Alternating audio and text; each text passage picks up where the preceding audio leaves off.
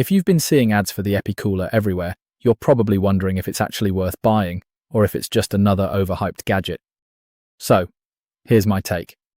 The biggest thing to understand is that the EpiCooler isn't a replacement for a traditional air conditioner.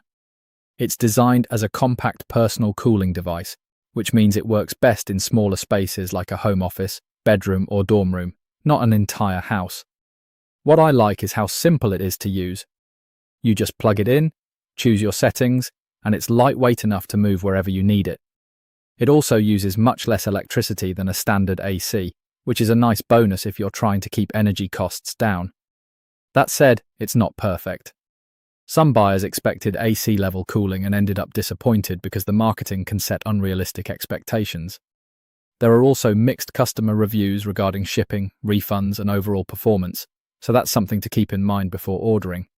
Overall, if you're looking for affordable, targeted cooling for your personal space, the EpiCooler could be worth considering.